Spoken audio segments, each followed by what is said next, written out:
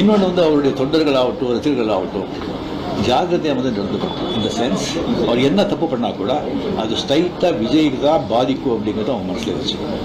நான் ஏர்போர்ட்டுக்கு போகும்போது யூஸ்வலாக அங்கே இருக்கிறவங்க அந்த போர்டிங் கார்டு வாங்கிட்டு இருப்பாங்க. அவங்களுக்கு கேட்குறது தான் வழக்கம், மீடியா யாராவது இருப்பாங்களா அப்படின்னு.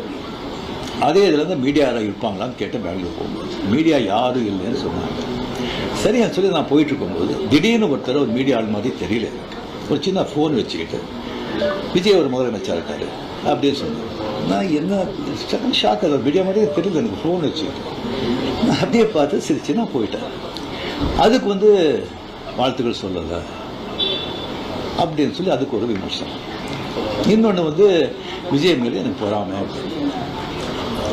நான் அரசியல் வந்து இல்லை, அரசியல் நான் இல்லைன்னு சொல்லி விலகி ஆச்சு. அரசியல் தான் இல்லாத போது அவர் மேலே எனக்கு ஏன் பொறாமை? ஒருவேளை கமல்ஹாசன் ஏதாவது முதலமைச்சர் தான் எனக்கு பொறாமை வந்திருக்குமோ என்னமோ தெரியாது. அப்போ கூட வந்திருக்காது, கிடைக்காது கிடைக்காம இருக்காது, கிடைக்காம இருக்கிறது கிடைக்காது. ஸோ இன்னொன்று வந்து எனக்கும் விஜய்க்கு வந்து ஒரு எனக்கும் விஜய்க்கு வந்து ஒரு ஜெனரேஷன் கேப், கிட்டத்தட்ட 25 years டிஃப்ரென்ஸ். நான் முதலையே சொல்லியிருக்கேன், நான் வந்து விஜயை வந்து நான் இதை கம்பேர் பண்ணிக்கிட்டா அது எனக்கு நல்லது இல்லை, கெட்ட பேர். விஜய் என்ன போது கம்பேர் பண்ணிட்டா அவருக்கு நல்லது இல்லை. சின்ன வயசுலேருந்து அவர் பார்த்துட்டு இருக்காரு. அவர் சிஎம் ஆனதில் எனக்கு என்ன போகிறாங்க? அது இருந்த விட சின்ன வயசில் 52 வயசில் எம்ஜிஆர் என்டிஆர் சாதனை பண்ணுறதை விட அதை விட ஜாஸ்தி கம்ப்ளீட்டாக சென்டர் பிஜேபி எவ்வளோ பெரிய பவர்ஃபுல் சென்டர். இங்கே 2 பெரிய கட்சிகளை எதிர்த்து தனி ஆளை வந்து ஜெயிச்சிருக்காங்க. அது நம்ம சினிமா இண்டஸ்ட்ரியிலேருந்து. எனக்கு அது பொறாமை இல்லை, ஒரு ஆச்சரியம் கலந்த ஒரு சந்தோஷம். அடே யார் அப்ரிஷியேஷன், சூப்பர். ஸோ அந்த பொறாமையும் இல்லை. விஜய் அவர்களுக்கு வந்து நிறைய எதிர்பார்ப்புகள் இருக்குது ஜனங்க மத்தியில். டெஃபினட்டாக அந்த எதிர்பார்ப்பெல்லாம் அவரை சந்தித்து மக்கள் நல்லது செய்வாங்கங்கிற நம்பிக்கை எனக்கு இருக்குது. அவருக்கு அதிக வாழ்த்துக்கள்.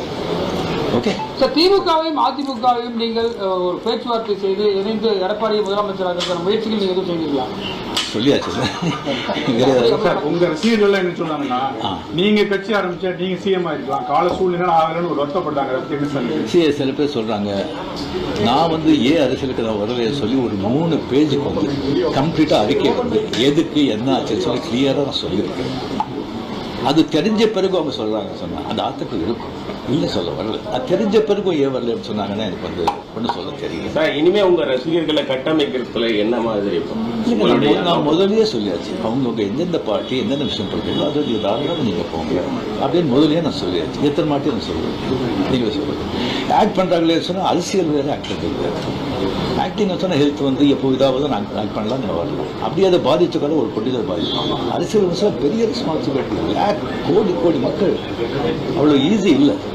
நேற்று கமல் சார் வந்து சந்திச்சு 6 கோரிக்கை விட்டுருக்காரு திரையுலகத்தை பத்தி. நீங்க வந்து சிஎம் சந்திச்சு திரையுலகம் பத்தின கோரிக்கைகள் ஏதாவது முன்வைக்கிறதுக்கு ஐடியா இருக்கா? இல்லைங்க, இப்போ அது சினிமா இண்டஸ்ட்ரியிலேருந்து நடிகர் சினிமா போயாச்சு, விடுதலை கவுன்சில் பார்க்க போறாங்க, கமலும் போயாச்சு. மறுபடியும் வந்து சும்மா சம்பிரதாயமான போய் பார்க்கறது எனக்கு பிடிக்காது. முதன்முறையாக ஆட்சிக்கு வந்திருக்கக்கூடிய விஜய் அவர்களுக்கு உங்களுடைய அறிவுரை ஆலோசனை என்ன? எதிர்பார்ப்பு ரொம்ப ஜாஸ்தியாக இருக்குங்க. அது டிஃப்ரெண்டாக பூர்த்தி செய்வாங்க நம்பிக்கை இருக்குது. பட் ஒன்று மக்கள் நம்ம வந்துட்டு ஒரு 2 வருஷம் அவரை விட்டுருணும், 2 வருஷம் விட்டுருணும். இன்னொன்று வந்து அவருடைய தொண்டர்களாகட்டும் ரசிகர்களாகட்டும் ஜாகிரதையாக வந்து நடந்துக்கணும். இந்த சென்ஸ் அவர் என்ன தப்பு பண்ணால் கூட அது ஸ்ட்ரைட்டாக விஜய்க்கு தான் பாதிக்கும் அப்படிங்கிறத அவங்க மனசில் வச்சுக்கணும்.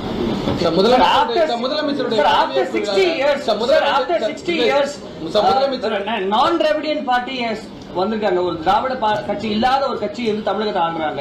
இது என்ன மாதிரியான இம்பாக்ட் கிரியேட் பண்ணணும்? சரிங்க, ஒரு 60 ஆண்டுகள் பார்த்துட்டாங்க. ஒரு மாற்றம் தேவை. அந்த மாற்றத்துக்கு கரெக்டாக வந்து விஜயம் வந்தார்.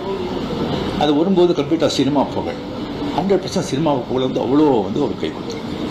இளைஞர்கள், லேடிஸ் அண்ட் சோசியல் மீடியா, அது நல்ல ஒரு வாழ்க்கை. ஓகே, ஏற்கனவே முதலமைச்சருடைய பதவியேற்பு விழாவில் நீங்கள் சிறப்பு விருந்தினராக கலந்துருக்கீங்க. விஜய் பதவியேற்கும் போது உங்களுக்கு அழைப்பு வந்துச்சா? நீங்கள் கலந்து கொள்ளாத போது அது ஒரு சமூக வலைதளங்களில் சில கருத்துக்களை முன் வச்சிருந்தாங்க. முதலமைச்சர் அந்த ஏற்ப விழா ஸ்வீரிங்க எதில் கலந்துருக்கேன் நான்? ஏன்னா பழைய எதுலையும் கிடையாது. சிறப்பு உங்களுக்கு அழைப்பு வந்திருக்கு. நீங்க அதுல இன்னும் ஸ்வீரிங்கனே பண்ணலைங்க. அந்த அழைப்பு நான் வந்து 96 தான் கலைஞர் இருக்கும்போதே நான் வந்து அப்போ நான் போகல. 15 டேஸ்க்கு அப்புறம் நான் வெளியே போயிருந்தேன். 15 டேஸ்க்கு அப்புறம் வந்த பிறகு கலைஞர் சார் கேட்டார், உங்களை பார்க்கணும், நான் வரட்டா நீங்கள் வரீங்களா? ஐயோ நானே ஒரு சொல்லி அவர் வீட்டுக்கு போய் நான் வாழ்த்துக்கள் சொன்னேன். அப்படி நேரடியாக வந்து சார் மக்கள் வந்து மாற்றம் வேணுன்றதை இந்த தேர்தல் மூலியமா உணர்த்திருக்காங்க. 2001 நீங்க தேர்தல் கட்சி வச்சிருந்தா வெற்றி பெற்றுக்கலாம் என்ற ஒரு சொல்லப்படுகிறது. அது வந்து தவறு விட்டுமோன்னு நினைக்கிறீங்களா?